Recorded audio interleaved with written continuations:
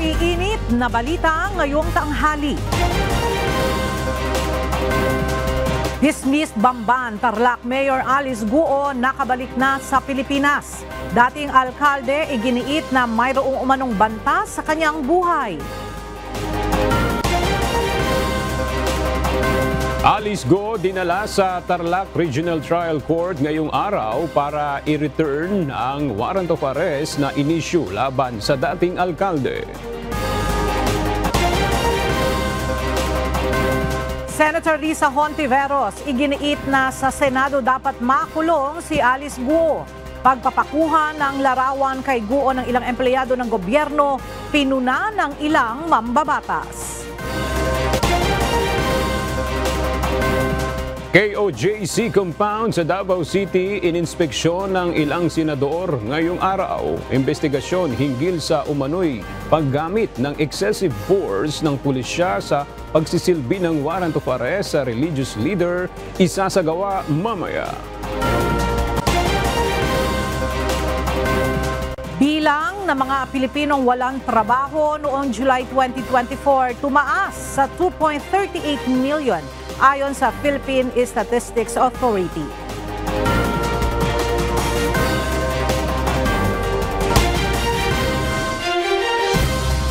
Magandang tanghali mga kasangbahay. Ngayon po ay araw ng Biyernes, September 6, 2024. Tayo po ay sabayang napapakinggan sa Radyo La Verdad 1350, ang UNTV Radio. At una sa mga balita ngayong tanghali. Dumating na kaninang madaling araw si dismissed Bamban Mayor Alice Guo kasunod ng pagkakaaresto sa kanya sa bansang Indonesia. Nagpaliwanag naman ito kung bakit tila masaya pa siya sa kanyang pagkakaaresto. Narito ang report ni Nel Maribuhok.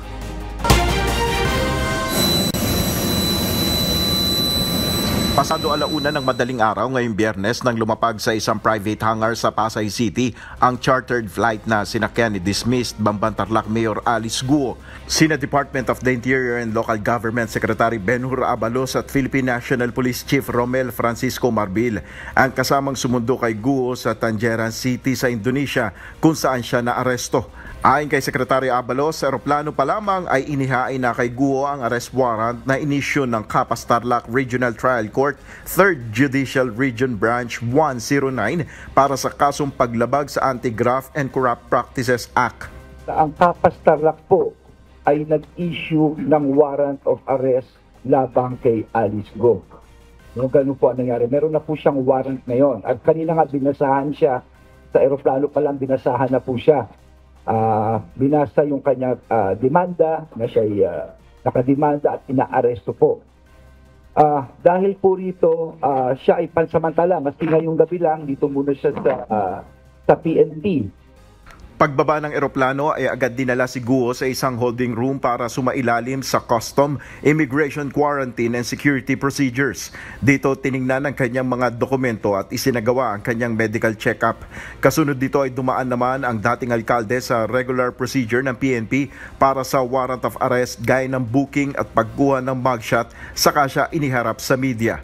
Dahil wala ang kanyang abogado, tumangging sumagot si Guo sa iba pang mga tanong. Ngunit nagpaliwanag ito kaugnay ng larawan na kumakalat kung saan kasama niya sina Secretary Abalos at PNP Chief Marbil. Anya, masaya lang siya dahil naidulog na niya ang natatanggap niyang death threats. Kino-confirm po ang lahat po sinabi po ni Secretary na meron po akong death threats po at humingi po ako ng tulong po sa kanila at masaya din po ako na nakita ko po sila. I feel safe po. Maraming salamat. Paliwanag ni Abalos, naging biglaan ang kanilang pagpunta sa Indonesia para magbaka sakaling kunin si Guo. Anya, hanggang alauna ng madaling araw ngayong Biyernes lang ang ibinigay na palugit ng Indonesian government para sunduin si Guo at kung hindi ay papakawalan na lang nila ito dahil wala silang sapat na batayan upang ikulong ng matagal ang dating alkalde. Dagdag pa ni Abalos, may existing police-to-police memorandum of understanding ang Indonesia at Pilipinas kaya nahuli si Guo. Maging ang mga kasamahang sina Sheila Guo at Cassandra Leong. Pasado alas 3 na madaling araw, nadala si Guo sa detention facility ng PNP sa Camp Crame. Nel Maribuhok, UNTV News and Rescue. Diyos ang aming sandigan, serbisyo publiko ang aming pinahalagahan.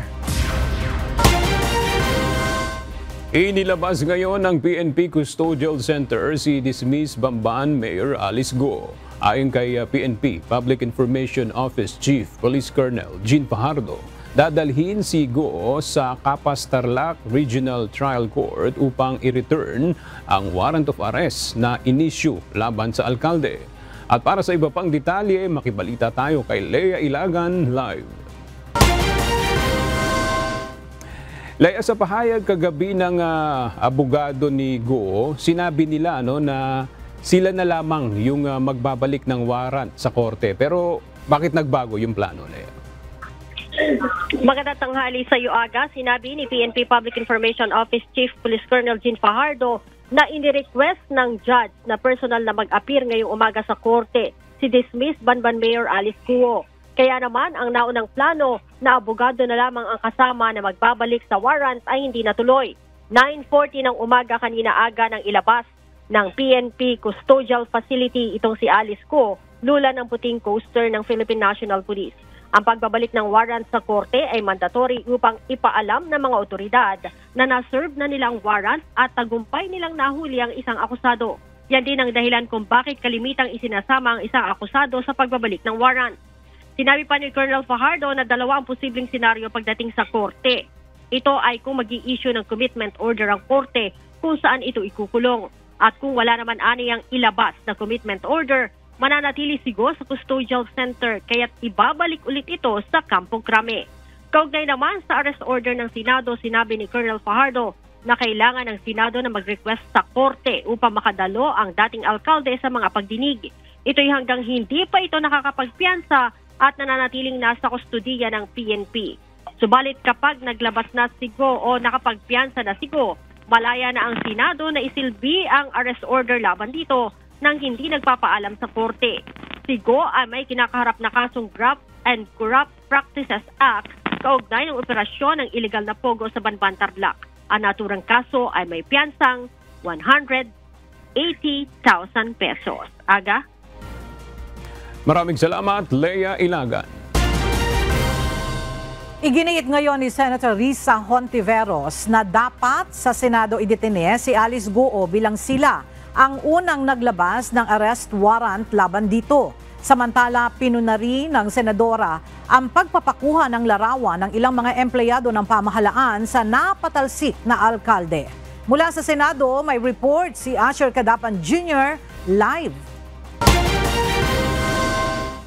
Asher, ano ang paliwanag ni Senator Risa? Bakit sinasabi nga sa Senado dapat ikulong si Alice Go? Yan nga yung sinabi ni Senador Risa Hontiveros na dapat sa Senado, ang Senado ang may pinakaunang naglabas ng warrant of arrest laban dyan kaya Guo Waping o mas kilala bilang Alice Go. Kaya dito dapat ay dito muna idetine sa Senate Detention Facility ang pinatalsik na Bamban Tarlac Mayor. Ito ang pahayag ni Senador Hontiveros matapos lumabas ang ulat na hindi na isa sa ilalim sa kustodiya ng Senado si Alice Go.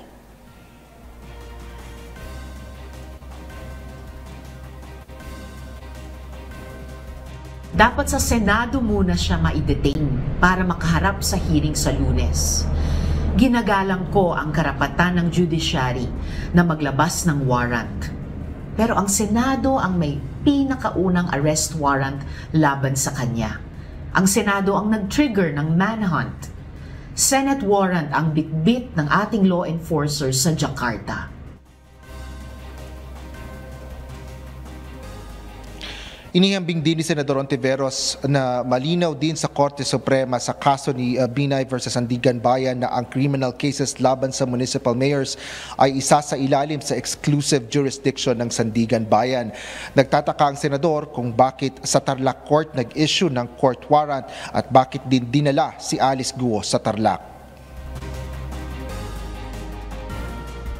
Bakit po kaya Tarlac Court ang nag-issue? At bakit siya dinala sa Tarlac? Hiniling ko na kay General Angkan ng OSAA na sumunod doon para ma-monitor ang mga pangyayari doon. Kaya pagkatapos siyang i-process ng NBI o PNP, kailangan ma-turn over na siya sa OSAA. That was clear from the very start. And that was the commitment of NBI Director Santiago. Ayon pa sa senador, kung si Guo Waping ay di magpasya or di magpiyansa, ibig sabihin ay mas gusto pa niya makulong sa PNP kaysa sa Senado na siyang pinagtatakahan rin ng mambabatas. Paliwanag naman ni Senate President Francis Chis Escudero na kung mangyayaring hindi magbayad ng bail si Alice Guo, maaaring kailanganin ni Senador Ontiveros na humingi ng permiso sa korte para madala ang dating alkalde sa pagdinig sa Senado. Samantala, dismayado rin si Senador Ontiveros na ginawaan niyang fan meet ang pagka-aresto kay Alice Guo. We want answers, not a photo shoot. Matapos niyang makipagtaguan sa batas, ginawa namang fan meet nitong si Alice Guo ang pagka-aresto niya. Kulang na lang red carpet. Tingnan natin kung gaano siya ka-photogenic sa hearing sa Lunes. Only pictures siya doon. Nagpaalala rin ito sa mga kasamahan sa gobyerno na hindi dapat ginagawang social event ang pagka-aresto kay Alice Guo na isang puganting sangkot sa patong-patong na kriminal na kaso. Isang paalala rin sa ating mga kasamahan sa gobyerno, hindi dapat ginagawang social event ang pag-aresto sa isang puganting sangkot sa patong-patong na kaso ng human trafficking, money laundering, fake identity at gross misconduct. Pinaglaruan ni Alice Guo ang mga batas ng Pilipinas at ginamit niya ang posisyon niya para makapag-operate ang mga pogo na naging sangkot sa kidnapping, murder, human trafficking at prostitution. Tinawag din ni Senador Ontiveros si Alice Guo na isang fake Filipino at marami anya siyang pagpapaliwanag na dapat gawin sa pagdinig sa Senado. Pagbabayaran anya ni Alice Guo ang kanyang pagsisinungaling, pagtatago, pagtakas at panloloko sa sambayan ng Pilipino. Yan ang latest dito sa Senado. Balik sa iyo, Ella. Asher, may impormasyon ba kung si Alice Guo ay isasama sa kwarto kung saan nakadetine si Sheila Guo, yung kanyang kapatid? Yes, sa panayam natin kay General Ancan kahapon sa Office of Sergeant at Arms ay sinabi nito kahapon na maaari namang pagsamahin si Alice Guo at si Sheila Guo doon sa iisang kwarto sa Senate Detention Facility dahil sila naman ay parehong babae at magkapamilya. Kung magbabago ang desisyon nito ay ito ay maaaring manggaling naman sa Senate Committee. Sa ilalim yan ni Senador Risa Ontiveros. Ella. Alright, maraming salamat, Asher Kadapan Jr. Mariing kinundina ng ilang mambabatas ang umano'y special treatment sa pagsundo kay dismissed Bamban Mayor Alice Guo mula sa Indonesia pabalik ng Pilipinas. Samantala, hinikayat din ng isang kongresista ang Land Registration Authority o LRA na simulan na ang forfeiture proceedings laban sa dating alkalde. Ang detalye alamin natin kay Rosalie Coz live. Rosalie, ano ang naging komento ng kongresista sa naging treatment sa pagsundo kay Alice Guo sa Indonesia? Aga, ikinagulat ni Bukidnon Representative Jonathan Keith Flores ang anyay kakaibang trato ng Department of the Interior and Local Government, Philippine National Police at National Bureau of Investigation kay dismissed Bamban Tarlac Mayor Alice Guo nang kunin sa Indonesia hanggang sa makarating sa Pilipinas. Anya, special treatment ang nangyari. Mula sa Jakarta hanggang sa Naiya, panay selfie at pa-picture anya kay Guo at tinatratong parang artista at celebrity. Tila ginamit din umano siyang pang-sock med post o campaign posters. Nakangiti pa anya ang lahat ng magpalitrato kay Guo. Dagdag pa nito, kailangang magpaliwanag ang mga Filipino officials sa kanilang inasal sa pagtrato sa isang itinatratong pugante at tinutugis ng mga otoridad. Samantala, hinikayat naman ni Puwersa ng Bayaning Atleta o PBA Party List Representative Migs Nograles ang Land Registration Authority o LRA na maglabas na ng adverse claim at umpisahan na ang forfeiture proceedings sa real estate assets ng pamilya ni Alice Go. Gayon din sa lahat ng Chinese-Philippine Offshore Gaming Operators o POGO Corporation. Ayon sa kongresista, direktang paglabag sa saligang batas ng Pilipinas ang land holdings, partikular na yung probisyon sa konstitusyong nagbabawal sa mga hindi Pilipinong magmay-ari ng lupain sa bansa. Balik sa iyo agad. Maraming salamat, Rosalie Coz.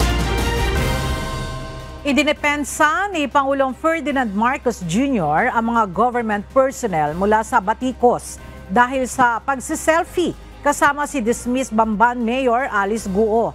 Ayon kay Pangulong Marcos Jr., wala siyang nakikitang problema dito dahil bahagi na ito ng bagong kultura ng mga Pilipino.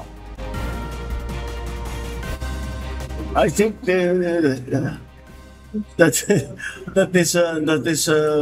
that is part of the new culture now na nagpapakawalagan ng kahit ano. Kasi propose nila, tignan mo, nakasama ako dito sa team na nag-aresto sa ganyan-ganyan. That's, ang tawag natin sa Pilipinas, we are the selfie capital of the world, di ba? Hindi nag-selfie, hindi mo naman pigilan ng tao na ngumiti. So, they just had a selfie. I don't think there's much more to it than that. Nagpa-selfie sila. Walang request mula sa Indonesia kaugnay sa issue ng prisoner swap kay Alice Go sa isang Australian drug kingpin o trafficker na naaresto sa Cebu noong nakaraang Mayo. Ayon sa Department of Justice, ang prisoner swap ay trabaho ng Department of Foreign Affairs. Narito ang report ni Dante Amento. Nilinaw na Department of Justice o DOJ Secretary Crispin Rimulya na walang formal na hiling ang Indonesian government sa issue ng prisoner swap kay dating Bamban Tarlac Mayor Alice Go kapalit ng Australian drug trafficker na si Gregor Johan Haas. Si Haas ay naaresto ng mga tauhan ng Bureau of Immigration sa Bugos, Cebu noong May 15, 2024 dahil sa red notice ng Interpol bunsod ng drug smuggling case nito sa Indonesia. Paliwanag pa ni Rimulya, ang request ng prisoner swap ay trabaho o idinadaan sa Department of Foreign Affairs o DFA. Unless may authorization kami mag-bilaterals ng aking counterpart sa Indonesia, siya permission from their legal system at sa akin po permission from the President and probably even Congress kung kailangan po. Dagdag pa nito, hindi madali ang proseso dahil maraming dapat masunod na batas at panuntunan. Kailangan din anyang isaalang-alang ang estado ng isang bilanggo. Kapag may nakabinbin itong kaso, ay kailangan muna itong resolbahin. If they have cases pending, they might have to be dismissed already for the prisoner swap to happen. Dante Amento, UNTV, News and Rescue. Diyos ang aming sandigan, serbisyo publiko ang aming pinahahalagahan. Sa susunod na linggo, inaasahang ihahain ng Department of Justice o DOJ ang kasong qualified trafficking in persons laban kay dismissed Bamban Tarlac Mayor Alice Guo. Bukod dito, patong-patong na kaso rin ang inaasahang kakaharapin ng local chief executive na iniuugnay sa operasyon ng illegal POGOs. Ang detalye sa ulat ni Rosalie Coz. Patong-patong na kaso ang inaasahang isasampa sa korte laban kay dismissed Bamban Tarlac Mayor Alice Go. Isa na rito ang qualified trafficking in persons. Ayon sa Department of Justice o DOJ, posible na nitong ilabas ang resolusyon kaugnay nito sa susunod na linggo. Ginawa ng DOJ ang pahayag sa pagdinig ng House Committee on Appropriations sa panukalang pondo ng DOJ para sa 2025. Before coming here today, I spoke with the panel of prosecutors to ask how soon they can resolve the case. I asked if they can actually have a resolution tomorrow, but they asked me for a very short extension. So hopefully next week we will see a resolution of the qualified trafficking in persons case. Haharap pa sa ibang kriminal na reklamo si Go at mga kasabwat nito dahil sa mga krimeng iniuugnay sa illegal na operasyon ng POGOs gaya ng tax evasion, money laundering at iba pa. Ayon kay Justice Secretary Boying Rimulya, oras namang maisampa ang non-bailable cases laban kay Go, makatitiyak na hindi na ito makalalabas pa ng bansa. Meron siyang kaso na non-bailable. May kaso siya non-bailable. We expect it to be decided very soon. ng prosecution, pag final sa court yan, no bail yan. Pag na-file yung kaso kasi na criminal na, yun, may HDO na yun, automatically. Dagdag pa ng kalihim, kakanselahin na rin ang fake birth certificate at passport ni Go. Pinapatrace na namin, na-trace na yata ng NBI yung kanyang birth certificate. So nakakaila OSG na yan na ipakancel yung birth certificate na fake para ma-start yung process ng cancellation of passport. Rosa Licoz, UNTV News and Rescue. Diyos ang aming sandigan, serbisyo publiko ang aming pinahahalagahan. Muling humingi ng panibagong extension sa Commission on Elections o COMELEC ang kampo ni dismiss Bamban Mayor Alice Guo para magsumite ng kanyang counter affidavit. Ito ay may kaugnayan pa rin sa issue ng misrepresentation ni Guo nang maghain ng kanyang Certificate of Candidacy noong 2022. Mula sa Maynila, may report si Dante Amento live. Dante, ano yung dahilan ng kampo ni Guo? Bakit hindi sila nakapagsumite ng counter affidavit sa naunang extension na ibinigay ng COMELEC? Aga sa paliwanag nga ng legal team ni dismiss Bamban Tarlac Mayor Alice Guo, sinabi nilang hirap daw silang kontakin yung dating alkalde. Kaya naman yung kanyang counter affidavit, yung pinal na draft, ay hindi pa napipirmahan. Kaya naman napilitan silang o si Guo na humingi ng 15 araw pa o hanggang September 16 na extension para maghain ng sagot sa reklamong material misrepresentation o pagsisinungaling umano sa kanyang COC sa pagsasabing siya ay Pilipino. Ang unang extension na hiningi ni Guo ay napasuna noong September 1. Paliwanag ng mga abogado ng dating alkalde, ang kanilang pangalawang motion ay hindi dilatory o para maantala ang proseso, kundi dahil na rin sa pangangailangan. Aga, ayon naman kay COMELEC Chairman George Erwin Garcia, bahala na yung kanilang law department sa ngayon na may hawak nitong reklamong material misrepresentation na magbibigay sa kanila ng rekomendasyon. Ayon pa nga kay Garcia, inaasahan na sa Lunes ay magkakaroon na ng kasagutan dito sa hiling ni Go kung ito ba'y pagbibigyan o hindi ng kanilang law department. At kapag nagdesisyon ang kanilang law department na isasampay yung kaso, ay inaasahan natin na dito sa Regional Trial Court ng Maynila ihahain ang kasong kriminal. Yan ang ating update mula dito sa Maynila. Balik sa iyo, Aga. Salamat, Dante Amento. Kinumpiska na ng mga otoridad ang mga gamit sa scamming operations ng Pogo facility na nadiskubre sa isang hotel sa Lapu-Lapu City, Cebu. Ang mga nakumpiskan devices ay gagamitin bilang ebidensya sa kasong isinampa sa mga dayuhan na qualified trafficking in persons at iba pang mga kaso na isasampa ng mga otoridad laban sa suspect. Narito ang report ni Gladys Toabi. Mga cellphone, computers at mga dokumento. Ilan lamang ito sa mga gamit sa scamming operations na nakumpiska ng mga otoridad sa natuklasang Pogo facility sa Barangay Agus sa Lapu-Lapu City, Cebu. Sa search warrant natin naka-indicate computers, of course, computers that will be subjected to a warrant for disclosure of computer data.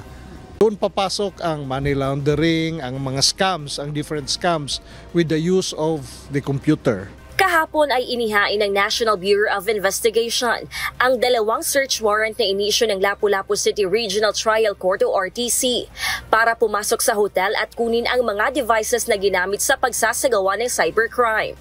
Ayon kay Regional Director Attorney Renan Agostos Oliva, ang mga nakumpiskang gamit ay gagamitin bilang mga ebidensya sa unang kaso na isinampa laban sa mga foreign national na sangkot sa qualified trafficking in persons. The purpose of our search warrant is to seize evidence in support for the original case we filed yesterday for qualified trafficking persons, as well as additional cases to be filed. Habang ang ibang ebidensya ay gagamitin naman para sa iba pang kaso na isasampa sa mga suspect tulad ng cryptocurrency, love scam, investment scam at gambling. The marching orders of our director, Judge Jaime Santiago, is to build up a anti-money laundering case based on the initial cash that we seized, amounting to 8,200,000 pesos. We'll use that as evidence for the case build-up we are making for anti-money laundering cases. Bukod sa mga nabanggit na gamit, 12 sasakyan din ang titingnan ng NBI upang malaman kung may iba pang mga ebidensyang pwedeng makuha. Binuksan din ang isa sa mga sasakyan at nakitang may laman itong luggage, monitor at CPU. Ayon kay Attorney Oliva, nakipag-ugnayan na sila sa LTO upang matukoy kung sino ang mga may-ari ng mga sasakyan. Gladys Tuwabi, UNTV News and Rescue. Diyos ang aming sandigan, serbisyo publiko ang aming pinahahalagahan. Inatasan ng Presidential Anti-Organized Crime Commission o PAOC ang Anti-Money Laundering Council o AMLAC na i-freeze ang assets mula sa natuklasang Pogo Hub sa isang hotel sa Barangay Agus, Lapu-Lapu City, Cebu. Ito ay sa bisa ng isang memorandum na nilagdaan ni Executive Secretary Lucas Bersamin na siyang chairperson ng PAOC. Sa naturang memorandum, ang mga naturang asset ay kinabibilangan ng buong premises na mayroong 13 gusali kung saan nag-ooperate ang illegal internet gaming licensee at ang 12 sasakyan na nakapark sa loob ng vicinity ng naturang hotel na ginamit sa illegal na operasyon. Naipa-deport na ngayong umaga ang 79 na Chinese nationals mula sa mga ni-raid na Pogo Hub sa Pasay City, Bamban, Tarlac at Lucky South 99 sa Porac, Pampanga. Sa ngayon, umabot na sa halos 2,000 mga Pogo worker ang naipa-deport ng Presidential Anti-Organized Crime Commission o PAOC. Mula sa Pasay City, makibalita tayo kay JP Nunez live. JP, ano-anong mga kaso ang kinasangkutan nitong mga naipa-deport na Chinese nationals? Ella, allegedly itong mga Chinese nationals nga ito ay mga involved doon sa scamming activity sa mga na-raid na Pogo. At kaninang bandang alas 6 ng umaga ay naihatid na sila dito sa Terminal 1 ng Ninoy Aquino International Airport para maipad-deport. Sa mga oras na ito, inaasahang naisakay na sa Terminal 1 ng Ninoy Aquino International Airport o NAIA ang 75 na Chinese nationals patungong Shanghai, China. Kaninang alas 6 ng umaga ay sama-sama silang inihatid ng PAOC sakay ng 2 bus dito sa NAIA.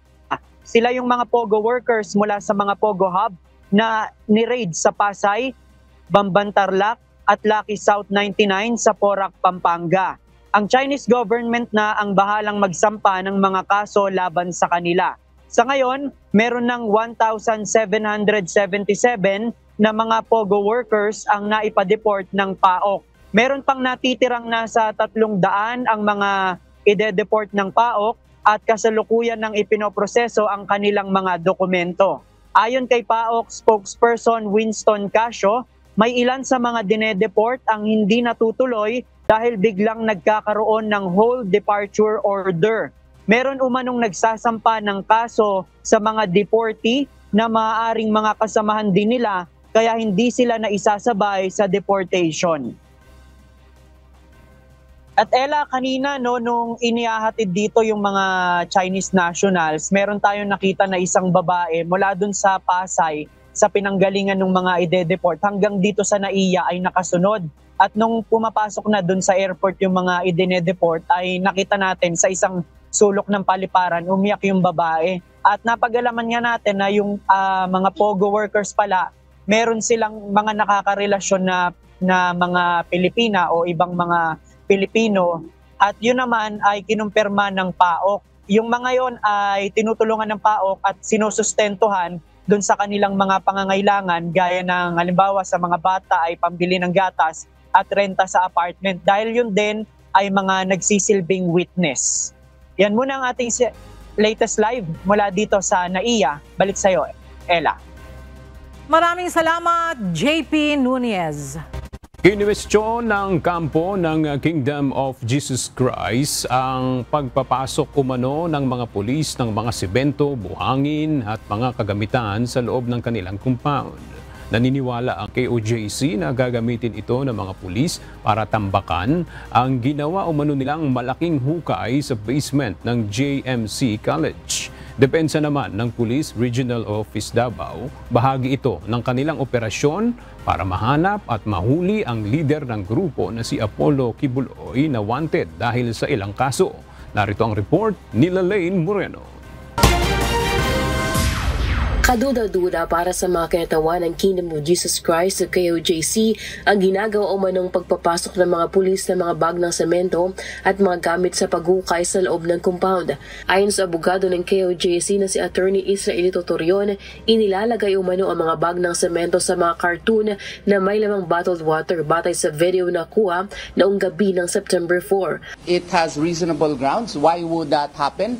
And why would that be entered 12 o'clock in the evening, early morning? And the sheer number also, 20 ka mga bags ang dami. Agad umanong umalis ang taong nagdala ng mga cartoon nang maharang ito ng KOJC members. Sa mga larawan namang ibinahagi niya sa social media, makikita rin ang ilang bag ng semento sa sasakyan ng PNP na nakaparada sa compound. Sa hiwalay na video naman, maririnig ang tunog ng tila pagmamasa sa semento sa may basement pati na ang paglalabas ng basura ng mga pulis na may kasama umanong lupa. Ayon kay Atty. Torion, lalong tumibay ang kanilang hinala na naghukay na nga sa basement ng JMC College ang mga pulis at maaaring tinatambakan na ito gamit ang mga semento at buhangin. Wala kang ibang conclusion, kundi baka yun talaga ang pakay kasi ang problema kasi dito, how can we confirm when we could not enter? And if we want confirmation, they would prevent us. Una nang lumabas sa mga larawan online hinggil sa malalim na hukay umano na ginagawa ng mga pulis sa basement ng paaralan. Hindi kinumpirma ng Police Regional Office 11 ang ulat, ngunit depensa nito, lahat ng mga pinapasok nilang gamit sa loob ay kasama sa operasyon para mahanap si Kibuloy. Una nang sinabi ng PNP na gumagamit sila ng scanner at iba pang device para matunton ang sinasabing underground bunker ni Kibuloy. Rest assured, kung meron kaming pinapasok na equipment sa loob, para po yun sa paghahanap namin kay Kibuloy. And then, huwag bigyan ng mga negative na meaning. Rest assured na ang pakay namin doon is si Pastor Kibuloy and for others, hindi kayo na nasa loob. Masaktan ako dito! Kayo ng kaso, ha? Noong Martes, tinangkang pasukin ng media kasama si Atty. Torion ang basement ng JMC College at ang cathedral para kumpirmahin ang umano'y paghukay ng mga pulis. Gayunman, hinarang sila ng mga pulis at hindi pinayagang makaabante. Paliwanag ng PNP Public Information Office Chief Police Colonel Jean Fajardo, ayaw nilang madelay ang operasyon kaya ipinagbawal nila ang pagpasok sa lugar. Samantala, ngayong araw ay nakatakdang mag-inspeksyon sa KOJC compound ng ilang senador na bahagi ng Committee on Justice and Human Rights kasama ang Committee on Public Order and Dangerous Drugs. Kagunay ito ng isinasagawang pagdinig sa isyu ng umano'y paggamit ng labis na puwersa ng PNP sa pagsisilbi ng warrant of arrest laban kay Kibuloy. I was the one who requested that. No, I have to be transparent because of the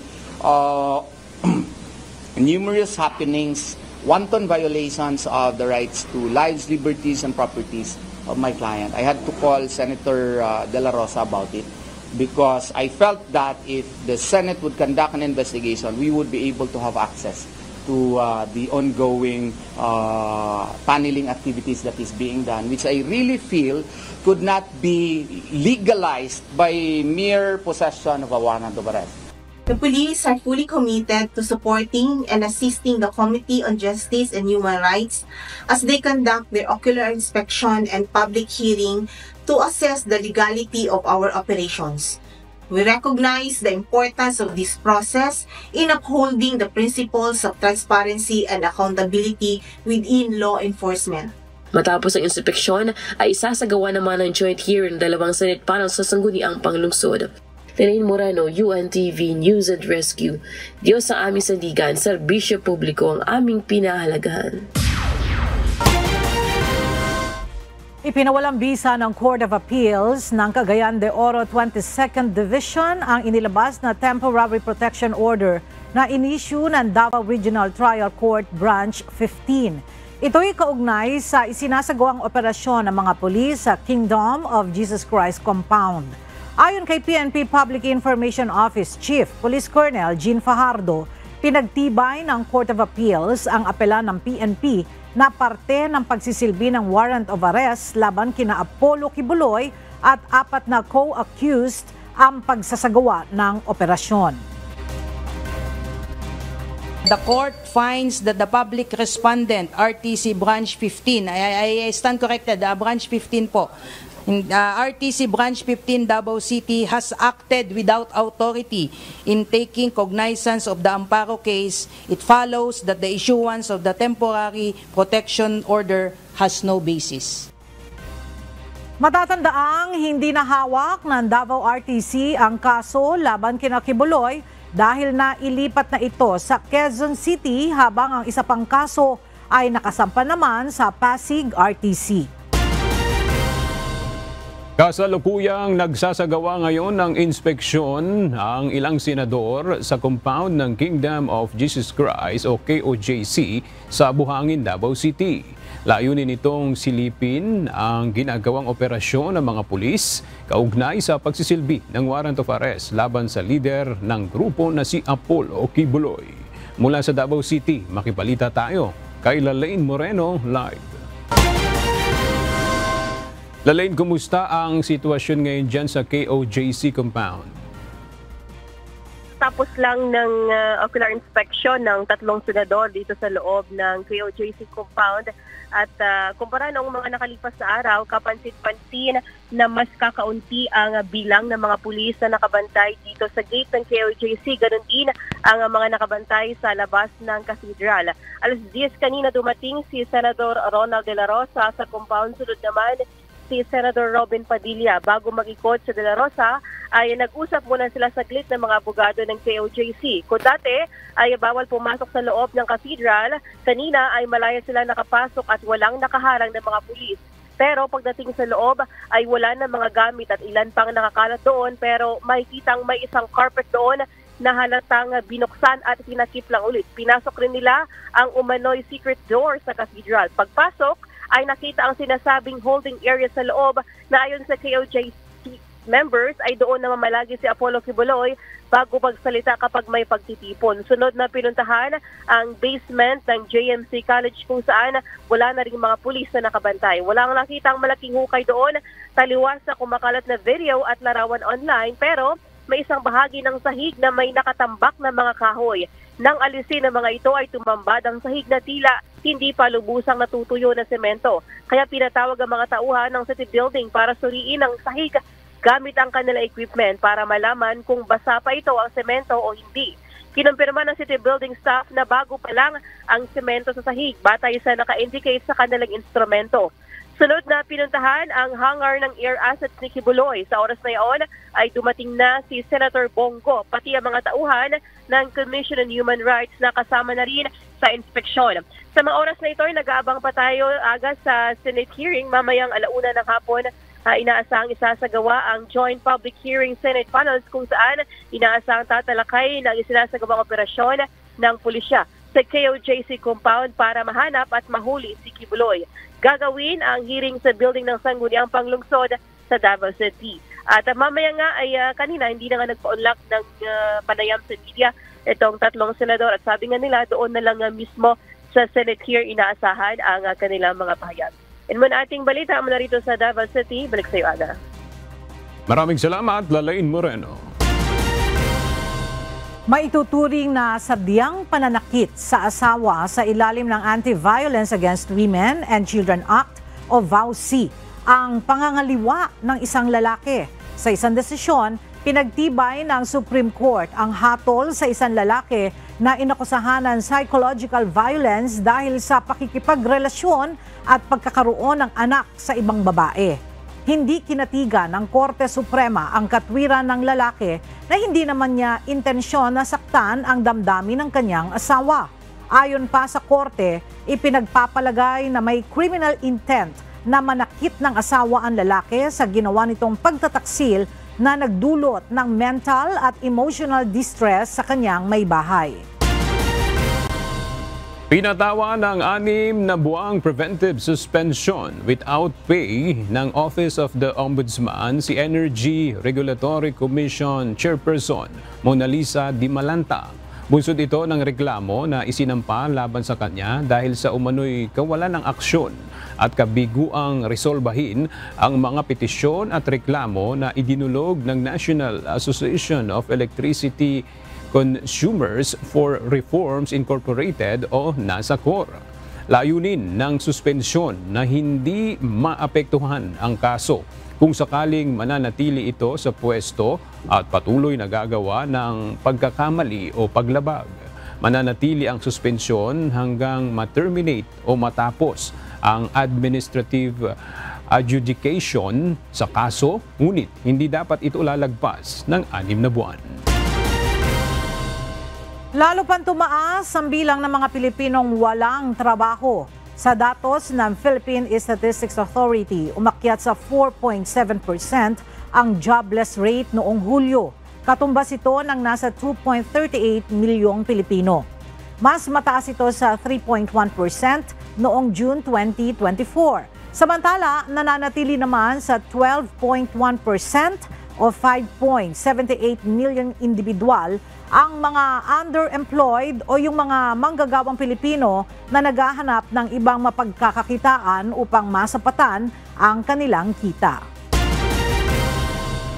Inaasahang sisimulan na ng Commission on Elections o COMELEC ang pag-iimprenta ng mga balotang gagamitin sa 2025 national and local elections. Target ng COMELEC na makapag-imprenta ng 1 milyong balota kada araw. Ang detalye sa ulat ni Dante Amento.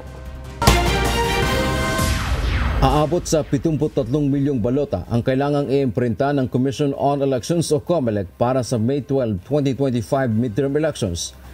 Bukod pa ito sa 3 milyong balota na gagamitin naman sa unang parliamentary elections sa Bangsamoro Region. Ayon kay Chairman George Erwin Garcia, sisimulan ang pag-iimprinta ng official ballots sa National Printing Office o NPO sa ikalawang linggo ng Disyembre ngayong taon.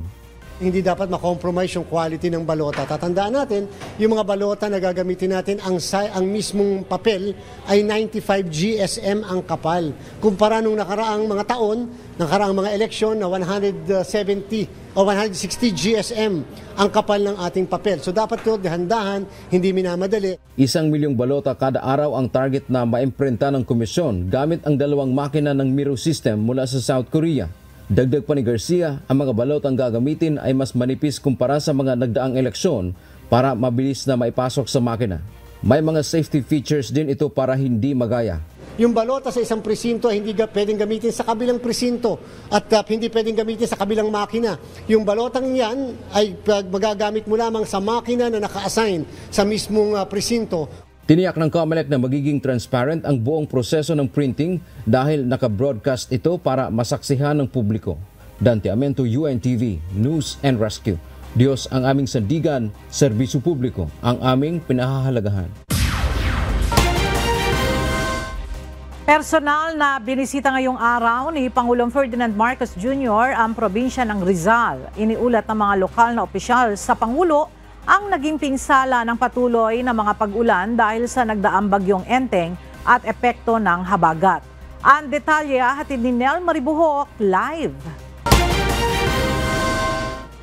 Nel, ano pa ang tinalakay sa situation briefing ng Pangulo sa Rizal? Yes, Ella, naging sentro ng pagtalakay sa situation briefing ang posibleng dahilan kung bakit binaha ang ilang lugar sa probinsya ng Rizal na dati naman ay hindi binabaha. Ayon kay Rizal Governor Nina Inares, naging matindi ang pagbaha sa Morong Rizal kung saan inabot pa ang provincial hospital. Maging ang munisipalidad ng Hala-Hala at Teresa ay nakaranas din ng matinding pagbaha.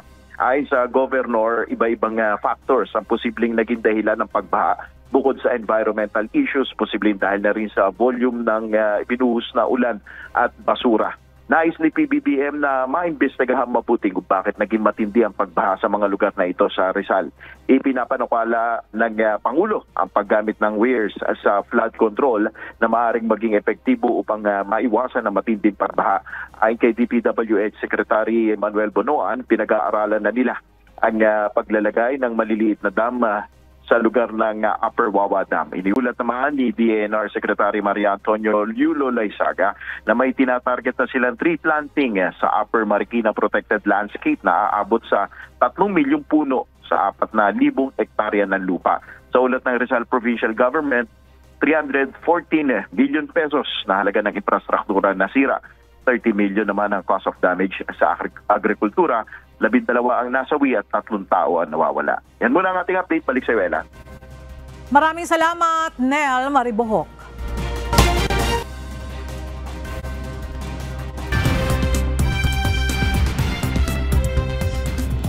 Arestado ang ama ng 14-year-old na lalaking akusado sa pamamaril sa isang high school sa Georgia, USA.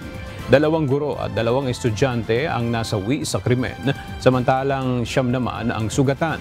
Kinasuhan si Colin Gray, 54 years old, ng 4 counts ng involuntary manslaughter, 2 counts ng second-degree murder, at 8 counts ng cruelty to children batay sa Georgia Bureau of Investigation. Samantalang sinampahan naman ng 4 counts of murder ang anak nitong si Colt Gray at ayon sa mga otoridad, papapanagutin nila ito oras na maging adult. Iniimbestigahan pa kung paano nagkaroon ng access sa assault rifle ang teenager at ano ang motibo sa pamamaril sa Apalachee High School. Nasawi sa suffocation ang 7 biktima ng paglubog ng yateng pagmamay-ari ng British tech tycoon na si Mike Lynch batay sa initial examinations. Ibig sabihin na ubusan ng oxygen ang mga ito nang matrap sa lumubog na yate.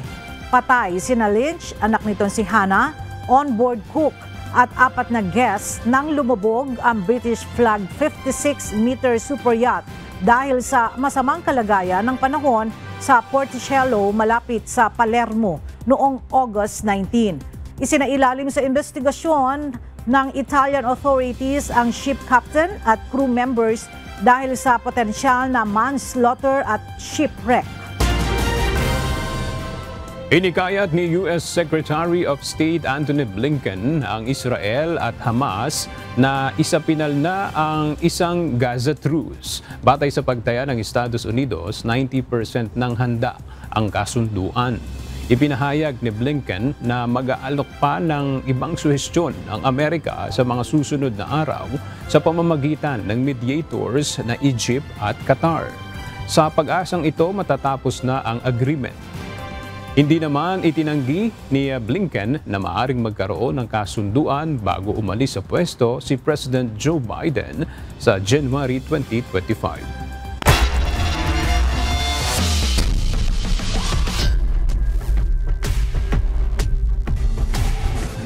Pumasok na rin sa semifinals ng UNTV Cup Executive Face-Off ang AFP Cavaliers at GSIS Furies habang nanatili namang buhay ang kampanya ng Judiciary Magis para sa nalalabing ticket sa semis dahil sa panalo kontra Comelec Fast Trackers. Para sa detalye, narito ang report ni Bernard Dadis.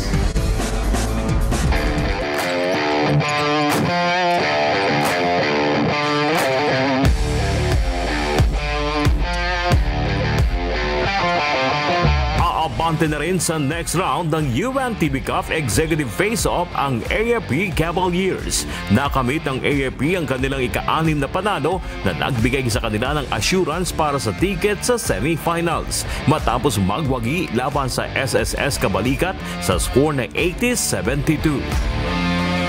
Sumandig ang Cavaliers kina Colonel Joshua Leones na pumutok ng 18 points, tig 2 rebounds at assist at 3 steals. At kay Lieutenant Colonel Joseph Elucida na nanguna sa rebounds para sa AFP with 12 boards, 8 points at 2 dimes. Masaya yung lahat ng members ng team. But sabi ng coach namin, huwag kaming magpa-kumpiyansa sa lahat sa susunod na games namin. Dapat aggressive pa rin kami para manalo kami and makuha namin yung challenge. Maganda yung competition. Kailangan na talaga na pag-igil pa ng AFP para tuloy-tuloy na ito. Hindi lang sa semis, awan na sana hanggang finals.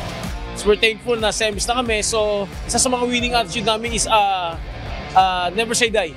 Kasi yun naman talagang dapat as long na hindi pa tapos yung laro, kailangan tuloy-tuloy pa rin. As long na wala pang buzzer, tuloy-tuloy pa rin laro namin. Tila nasayang naman ang 29 points ni Socrates Trinidad at 13 points ni Ronald Parungaw ng SSS Kabalikat na ngayon ay eliminated na rin sa liga. At least nabigay naman namin yung kaya namin gawin na be-break namin yung trap defense nila. Kahit pa paano, nabigyan namin sila ng magandang laro. May natitira pang 2 game ang SSS sa eliminations at nangako ito na ibibigay pa rin nila ang kanilang best sa ball game.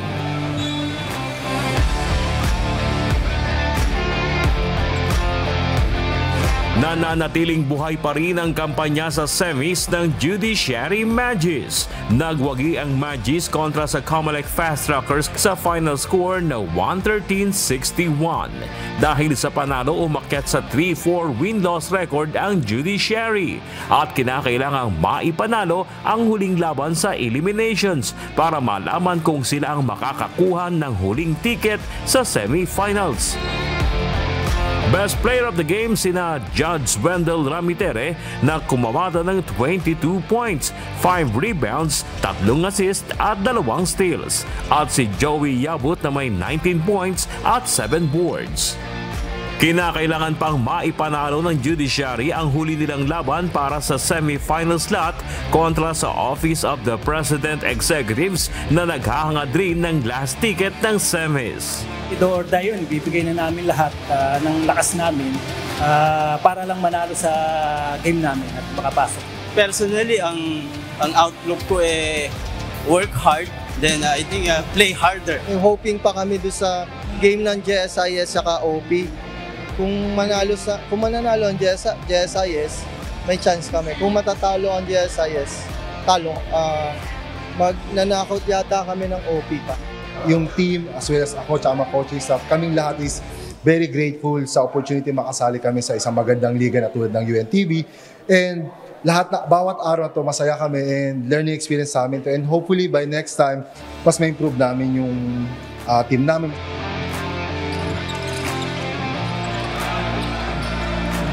Samantala, pasok na rin sa semifinals ang GSIS Furies matapos magwagi laban sa DOJ Beacons habang eliminated na rin ang DOJ. Bernard Dadis, UNTV News and Rescue. Diyos ang aming sandigan, serbisyo publiko ang aming pinahalagahan.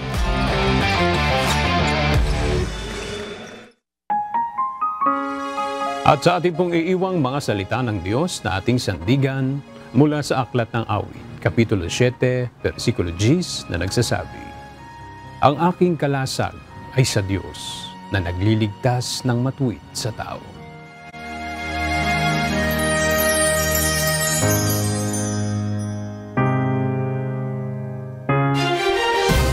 At yan ang mga balitang aming tinutukan at inaksyonan. Dahil sa aming pagbabalita, una ang pagkalinga sa kapwa. UNTV News, may balita saan mang panig ng daigdig.